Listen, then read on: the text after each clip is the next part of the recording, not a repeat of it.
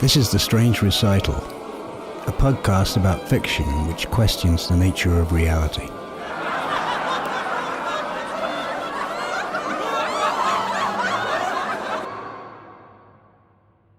I don't know, goddammit. It's the only thing Willy's sure of, and he keeps shouting it at the cop. In the dark room, a spotlight is burning his eyes down to the sockets. It's a basement of sorts, the ceiling a crisscross of piping and ductwork, industrial gray and dark green. The spotlight sends streaks into his eyes every time the cop steps out of the beam. "What did you do last night?" "I told you I don't know." He's struggling against the strap that's tethering him to the chair. His hands are bound in cuffs on a tabletop, gripping something. He can't see what it is for the spotlight's after-images streaking across his vision. The cop punctuates each word with the smack of a nightstick against his palm. "Just tell me what you did. God's sake, I don't know."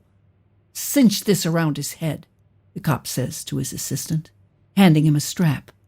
The guy wraps it around Willy's forehead, twists it like a tourniquet until the bones above his temples begin to crackle. "Can't I please just have some water?" His tongue is swollen, his throat so parched he can barely mouth the words.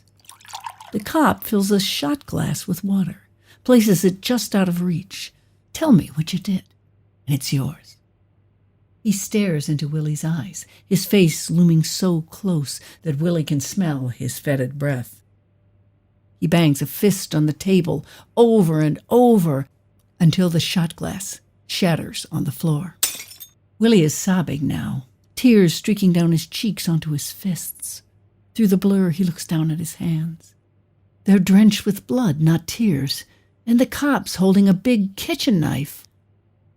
He presses the knife point into Willy's Adam's apple. One wrong move and it'll slash right into his throat. Their eyes are dead level now. The after-images begin to dissipate. And when the face zooms into recognition, it's not a cop. It's his father, glaring straight down into him. "What the hell did you do, you son of a bitch?" "Pa, I don't know. Swear to God, I don't." Willy opens his eyes behind a wall of glass. His hands are in his lap, unbound. No blood, no cops, just raw blades of sunlight streaking through a car window and the vague outline of a garage door. His. No idea how or why he's out here in his car. His eyes sweep the dashboard and the seats. His temples are pounding, his mouth a dry sponge. Whatever he did, he's got one hell of a hangover. He flips open the glove compartment. The half-pint of Old Crow's still there. Hair of the dog. It's Louie's favorite line. He says it whenever somebody comes to work with a hangover. "What you need is hair of the dog." Willy puts it back into the glove compartment. Shuts the door. Not today. After Willy's last binge, months ago, he'd left the bottle there as a reminder. Never take another shot, no matter what.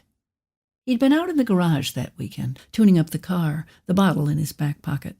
What Lenore didn't know wouldn't hurt her, but it tasted so good.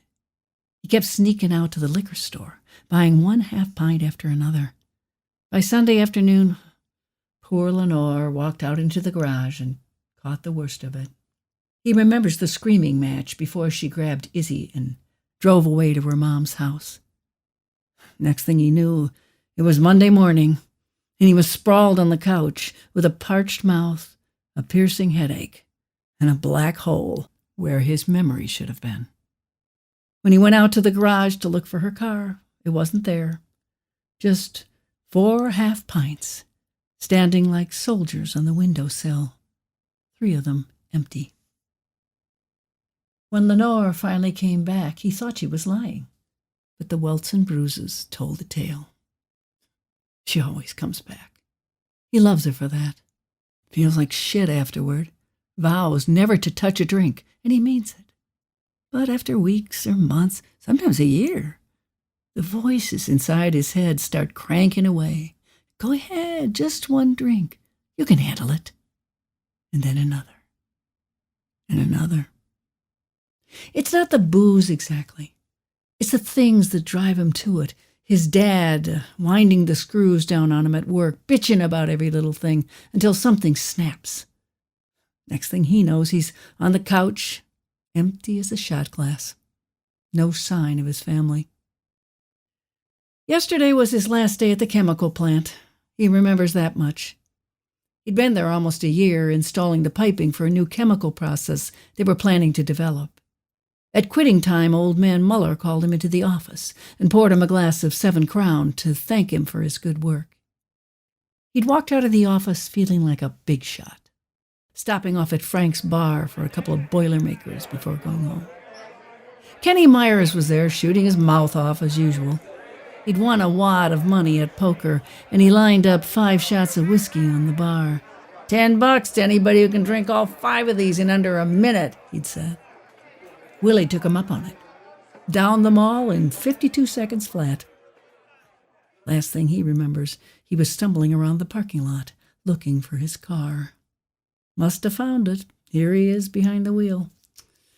Did he pass out in the driveway? Oh, Lenore's going to be pissed. His eyes flash at his watch.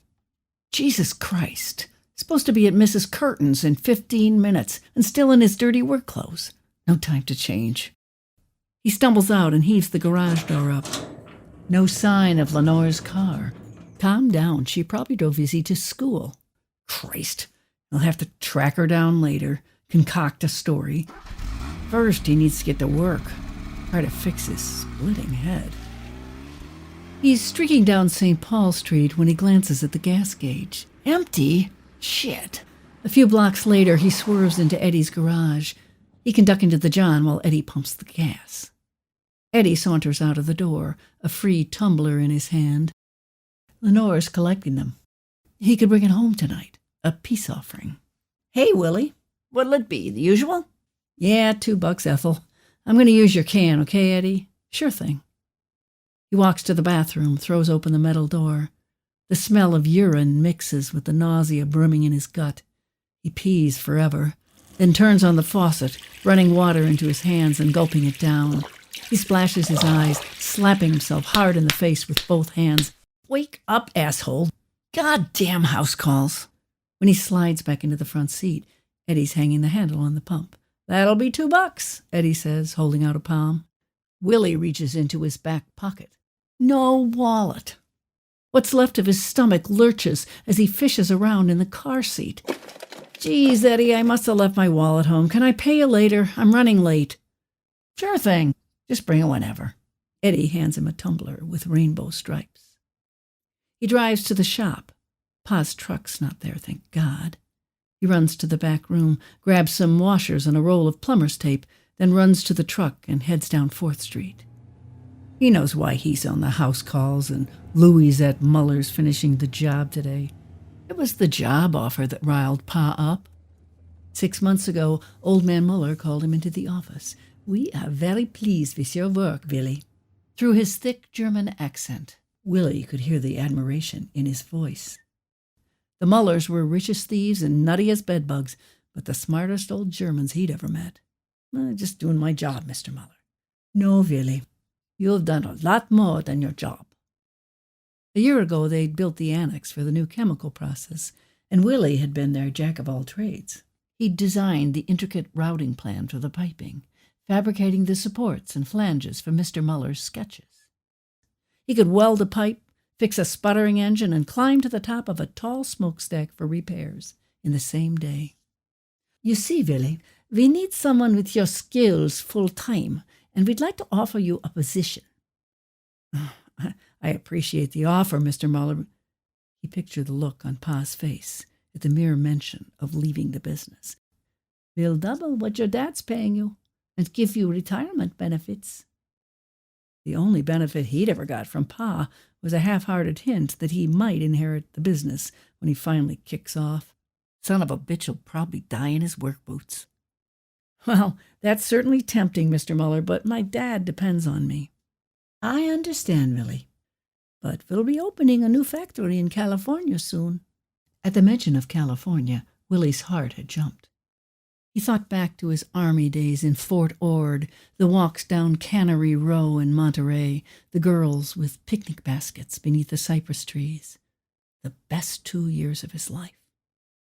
He walked in the kitchen that afternoon and caught Lenore by surprise.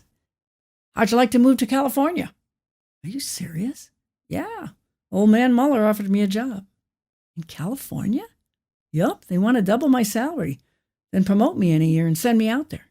I'd be construction boss for their new factory." "Double it?" Lenore bit the inside of her cheek. "That's what he said. Plus they'll give me retirement benefits."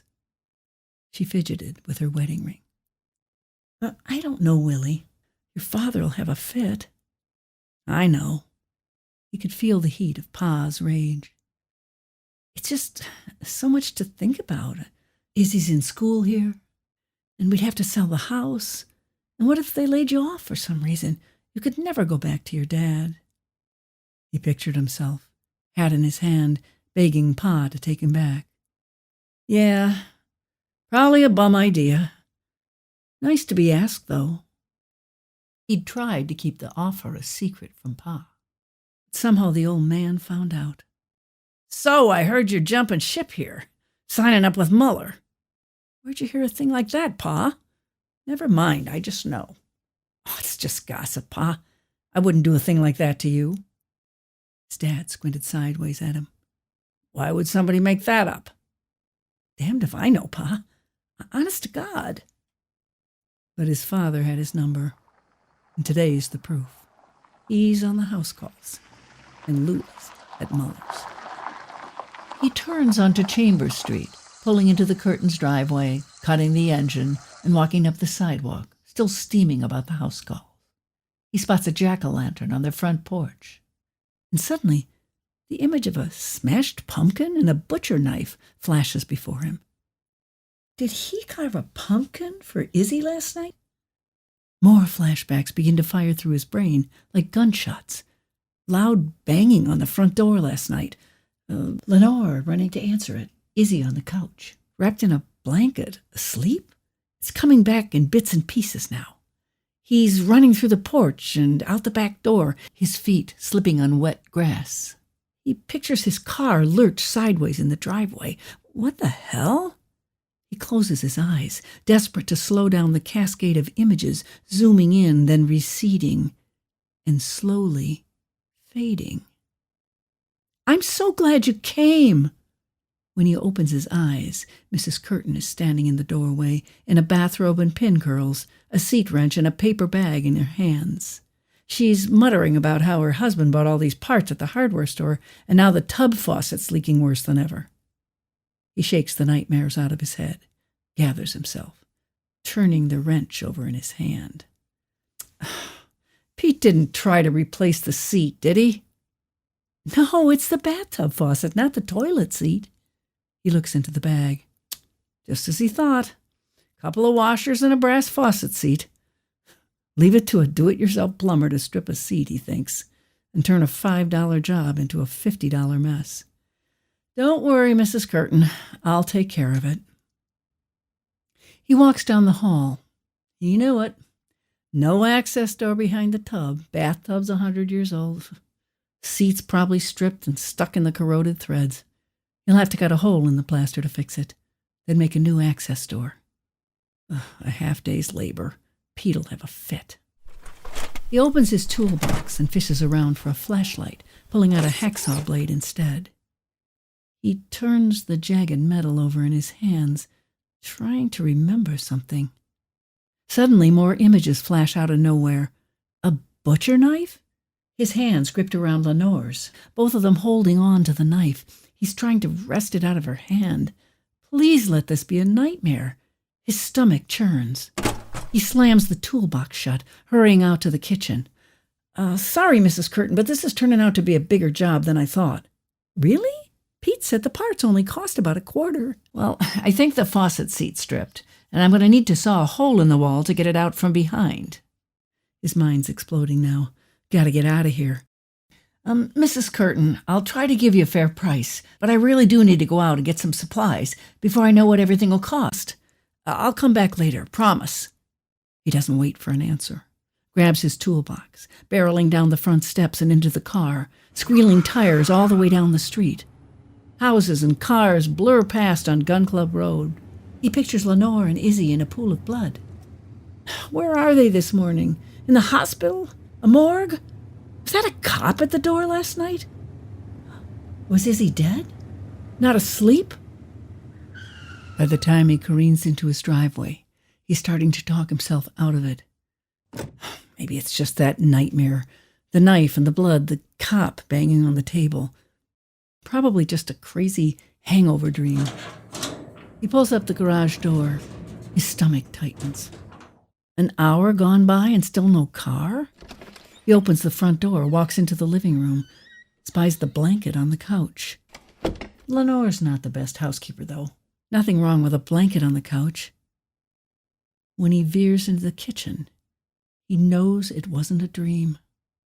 There's a smashed pumpkin and a butcher knife lying on the floor, chairs tossed all over the place, the back door ajar.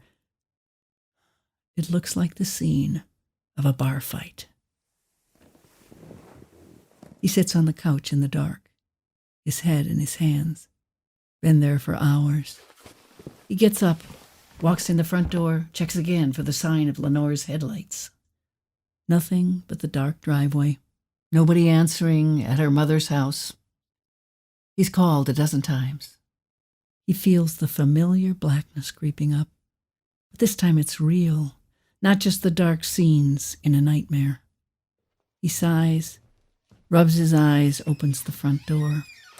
He walks out to the car, opens the door, and sits in the passenger seat, as if waiting for someone to drive him home.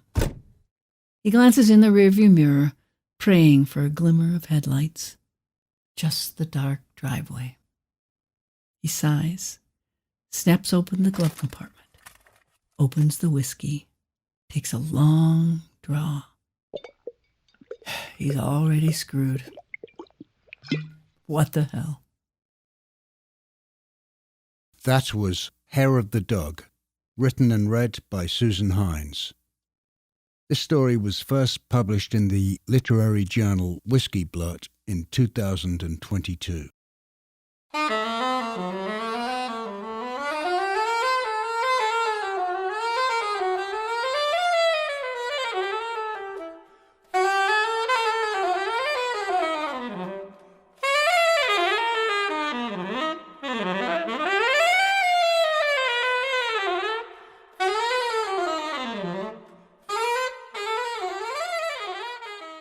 Hi, Susan. We're glad to have you back on The Strange Recital. Thanks, Brent. It's great to be back. Yeah, hi. Now, we featured your writing back in 2021, a piece called Cinema Noir. It's a little unusual for us to do this on the podcast, but your new story, Hair of the Dog, is connected to Cinema Noir. Tell us about that. Yes, the two stories are connected. They're actually back-to-back chapters in a novel that I'm in the process of writing called Dreams of Waking Up. And the book begins in 1945, just after the end of World War II, and goes all the way to the present day. And in that book, Izzy's father, Willy, struggles with alcohol, and his binge drinking often leads to scenes of domestic violence. So in the first story, Cinema Noir, that's been podcasted on The Strange Recital previously, I was trying to portray the kind of episodic or fragmented memories that victims of childhood trauma often experience. Especially when they become adults, they often find that their memories of what actually took place are kind of like Swiss cheese. There are holes or gaps in what they remember. And part of the healing work for them often involves revisiting those traumatic experiences at some point, preferably as an adult with the help of a therapist or a support group. In Hair of the Dog, I was trying to draw a parallel between the episodic memory of childhood trauma victims like Izzy and the fragmented memories that alcoholics like Willy can experience after a day or a night of heavy drinking. In the literature on alcoholism, of course, these are called alcoholic blackouts. And I find these parallels really intriguing because we tend to believe that alcoholics know exactly what they're doing at the moment and afterward, but sometimes they don't. And that's not to excuse anyone. There's never an excuse for violence. But in Willy's case, he's sort of trapped in his own trauma when he realizes that he might have done something that in his sober state he would have never dreamed of doing. And this kind of spotty recollection in victims as well as perpetrators of violence, I think, really complicates things for everyone involved in a situation where there is trauma and domestic violence. We recommend our listeners listen to the Cinema Noir episode as well. So what is the status of your novel, Susan? Any interest from publishers? Well, I have not attempted yet to get a publisher or an agent for that book, which may sound a little lazy on my part, I guess, but I'm writing a sequel to that novel now. And for the past 2 years, beginning with the first novel, actually, I've been part of a critique group that meets every week. Mm-hmm. We're all novelists, and we've committed to writing and bringing in a chapter every week, which you can imagine can be very daunting. Yeah. But I'm really learning so much from the feedback in that group that I'm planning to go back eventually and attempt a revision of that first novel before I try to publish it. I am also aware that many authors have regretted sending their first novels out for publication before they really had the time to mature and develop as writers. And I'm a bit of a fiction newbie, having written several academic books in my lifetime, but being relatively new to the world of writing fiction.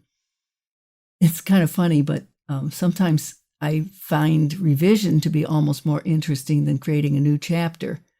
I should probably go to a support group for compulsive revisers or something. But at the present moment, I'm about halfway through that second book, and I am very eager to get back eventually to that first novel when that's done and give it another look. So let's talk about Hair of the Dog. But first, any idea where that expression comes from? I have no idea where that expression came from. In fact, I never even thought about it until your question just now. I guess when this interview's over, I'll have to go consult the Google guru who seems to know the answers to all these compelling questions that used to take hours in the library to find. Indeed. I do seem to remember the line, hair of the dog that bit you. And I guess it has to do with tamping down those headaches and feelings of nausea by getting just a teeny bit inebriated the day after. Or, maybe it's just a rationalization for having another drink, which, of course, can feel temporarily good, but it will lead to an even worse hangover. Okay, I looked it up. Long ago, when someone was bitten by a rabid dog, they would put some of the dog's hair in the wound as a remedy. I wonder if it worked. Certain old medical procedures like leeches and bloodletting seem to be in vogue again, in some quarters. But hangovers are like bad dreams I can no longer recall. I must have had one or two. I've had a couple of hangovers that I desperately wanted an escape from, but I thought more of the same poison would have killed me, not helped me. Which is wise on your part, Brent. Hangovers can be a powerful life lesson, can't they? It seems that Willy is an alcoholic who continually has good intentions, but the addiction won't let go. He feels terrible regret about the night before, but instead of using the regret as a bottom from which he can step up, he uses it to feel hopeless and drink again. I'm already screwed. What the hell, he says. So behind this, there's either a complex story about his childhood or there's a simpler story about the nature of chemical addiction. Yeah, that's really spot on, Brent. It seems clear to me that Willy is aware of his demons and he wants to let go of them, but he's not able or willing to do that at this point in his marriage and his life. People who go to alcohol support groups often refer to the 3 stages of recovery as awareness, acceptance, and action, 3 A words. And what we see in this story is that ultimately Willy's in some phase of awareness, but he's not ready to accept his alcoholism and definitely not ready to do what he needs to do in order to change his destructive patterns. And you can tell that, of course, from the end of the story when he's in the car and he opens up the glove compartment and pulls out the whiskey instead of, sobering up and making things right with his family. Yeah. I also think that you're right in that this is a story about Willy's childhood, his relationship with an overbearing father who seems to stoke his feelings of inadequacy. Even though Willy's a talented, industrious person who, definitely could do better than working for his dad. And it is interesting that when Mr. Muller gives him the chance to do that, to get another job, he declines. There's a kind of sins of the father thing going on here. That instead of trying to be the best father and husband he can be, he resorts to some of his father's abusive tactics. And I believe in psychology that's called identification with the aggressor. And he keeps swallowing his father's derision. And that really has, big ramifications for his family. Now, this excerpt opens with an hallucination, sort of a fever dream.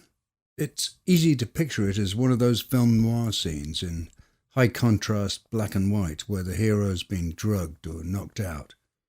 The whole story is quite cinematic. Is that intentional? I don't think I intend to write in a way that's cinematic, but I have been told that by other people who've read my writing. I chalk it up to the fact that I was born in 1947, and I grew up in the age where you could see a movie for anywhere from 10 cents to a quarter. Sounds all right. I actually used to get in for 10 cents until about the age of 17 when a ticket taker called my bluff and I had to shell out the quarter. But I did love those black and white movies. In fact, Cinema Noir, the story that precedes this one, sort of hinges on a cinematic motif because Izzy is a real movie buff. But as a reader, I think that I can always see movies in my mind whenever I read a good novel. I can just picture settings and costumes and all those things that, good authors are so adept at portraying. I'm interested in what life must be like for people who black out a lot, who have big holes in their memory. Memory is such an integral part of our continual internal process of self-making. It must result in a very unstable inner world. The who am I question must be frightening. What do psychologists say about that? Well, I believe that the literature on repressed memory syndrome has a lot to say about that, actually. And in the case of childhood, sexual trauma, which is not what Izzy's going through, but in the case of sexual trauma, when victims finally do break their silence, they can be accused of lying or even be shunned from the family, which, of course, has deep implications for the who am I question, right? I mean, I also think that the non-abusing parent is forced to grapple with who am I, as a parent, as a spouse, how did I fail to see this? Or what does this mean for my marriage? What will people say? What will family members say if this information is, comes out, and so on. So I think that's one of the reasons why so often when the victim finally does break his or her silence, he or she faces another kind of trauma when the other parent might refuse or family members might refuse to believe the story, or, in the worst case scenario, they accuse the victim of lying or even breaking up the family with that kind of information. Now, how much research did you do in the writing of this novel? Not just about alcoholism, but about battered wife syndrome and even about plumbing and the chemical plant industry. Well, I'll start with the plumbing. I actually come from a long line of plumbers. My dad was a plumber. His dad was a plumber. My great-grandfather was a plumber. Wow. I actually have all their plumbing licenses in frames in my office. Don't ask me why, but anyway, this is funny. The seat wrench episode was actually from personal experience when I bought a brass faucet seat and a seat wrench because some guy at the hardware store convinced me that I could repair a leak in my tub faucet. And before I even attempted to make the repair, I was chatting with my father on the phone. I told him that I was going to claim my place in the family lineage by repairing my own tub faucet, to which he replied, hire a plumber. You'll end up paying more for the plumber you're going to have to hire after you completely ruin the faucet. But, being a poor graduate student and believing that I was smarter than my dad, I did it anyway, and it cost me $50 when I stripped that little 25-cent brass faucet seat, and the plumber had to come and cut a hole in my wall and create an access door. So that was actually a true story. And then there was a chemical factory in my hometown, and my father and grandfather did work for them from time to time.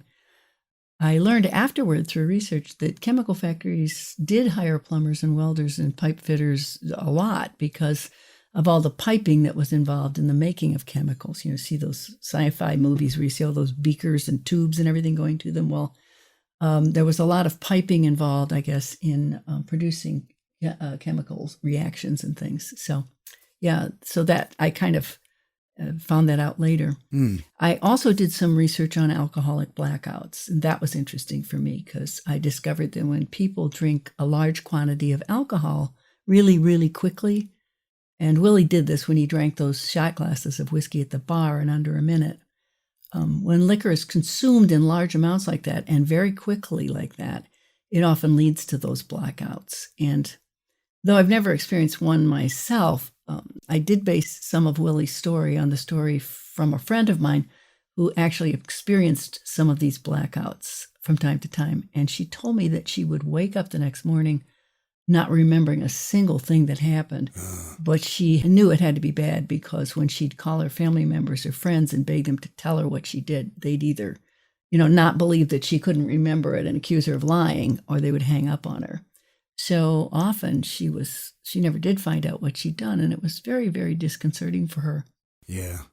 I guess you could say that while I have done quite a bit of research on alcoholism and the domestic abuse that often accompanies it, a good part of my knowledge base comes from either personal experience with my immediate family circle or the stories of other families and friends.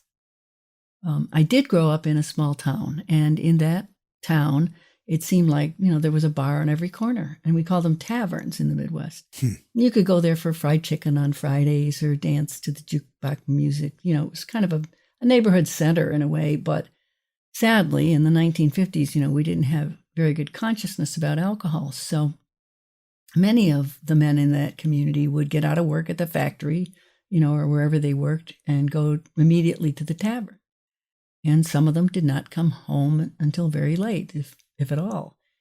So there was a good deal of generational alcoholism and sometimes some domestic abuse in my family that I either witnessed myself or learned about from the stories of older family members. And we know from the literature on battered wife syndrome, the more these men in my family and the men that I knew, heard of in my community, the more they demeaned and abused their women, the less likely those women were to seek help or to leave because their self-esteem had been so seriously damaged, if not destroyed.